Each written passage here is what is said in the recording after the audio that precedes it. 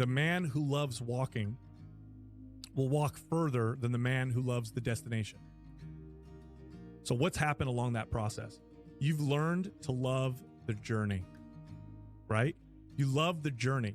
Man, when you love the journey, the goals just happen. You hit milestones as a side effect. I love the journey. What does the journey consist of?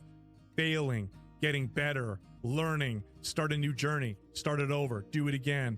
When you fall in love with the journey, everything else takes care of itself. Falling in love with the goal and the destination, you will be disappointed if you do that. If you fall in love with, and by the way, life is a journey. So really it's the only long-term approach is to fall in love with the journey. Because if you fall in love with the destination, you hit that destination, you're going to be sorely disappointed. It's going to be very sad. You're going to finish your race, maybe even get first place, get your trophy, and then you're like, okay, what do I do now? But if you love the journey, who cares? I'm gonna stay on this journey this entire time. So if this is something you want to do for the rest of your life, that's the only way to do it. The ideal situation is for those destinations to happen as a side effect of the fact that you love the process. Enjoy the journey, not the destination. A lot of us delay our happiness. When I get to this level, when I get my degree, when I get the kids, when I get married, I'm going to be happy. Enjoy the journey. Enjoy the whole step, the whole process. Every day that you get up to strive for whatever it is you're after. You can learn to enjoy your journey. Don't be so frustrated about when you're going to reach your destination that you never enjoy the journey. The journeys in life take a lot longer than that little bit of time when you reach a destination. And I've got news for you. When you reach the destination you're headed for now, you'll rest there a short period of time and you'll head off for something else in your life, because God has created us to be goal-oriented. We're always heading toward something. We're reaching, we're stretching, we're growing. So if we can't enjoy the going toward it, they're only going to have a few moments of joy in our whole life. How many of you don't enjoy being faced with challenges, things that are hard to do? How many of you find yourselves putting that stuff off, trying to avoid it as long as you can, try to get out from doing it? You're looking at things the wrong way. Instead of trying to find an easy, comfortable way to do the things that are hard and need to be hard to be done right to begin with, learn to love. Right now, learn to love hard stuff in your life. Don't want things easy.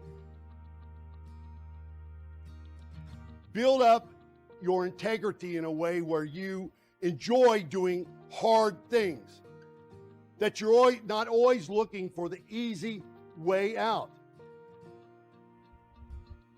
in your life. It is the journey, the work that you do towards your goals, that will always be more fulfilling than finally reaching them. You will never get the same pop once you reach a goal as you do along the way with the challenges. The best news you'll ever receive is this, that God has a plan for your life. And I want you to, every person, look at me right here. Look really good. Just pay really close attention. I don't care how you feel today, but God has a plan for you. But while God has a plan, God also has a process. And that process is needed because if he brings us straight into our purpose, straight into our promise, straight into our destiny, we may not be able to handle it emotionally, physically, financially, spiritually. And you know, young people, you've heard God's promise and his plan. Mom, you heard God's promise. Grandmother, you heard God's promise, and you're saying, when is it going to come to pass? Listen, before the promise happens, there is a process that we've got to submit our lives to. And that process isn't to harm us. That process is to develop us so that we can handle what's coming. Here's what I've noticed is that there's something I don't know how to do. I said, hey, I don't know how to do this. They said, don't worry about it. You don't know how to do it, then you do it, then you know how to do it. That's kind of how it works, little by little, until you look back and you see that you're doing things bigger than what you ever could have imagined. And had God just placed you in it, there would have been too much for you to handle. Listen, don't be weary. Don't grow tired. Keep your eye on the destination, but keep your heart in the work.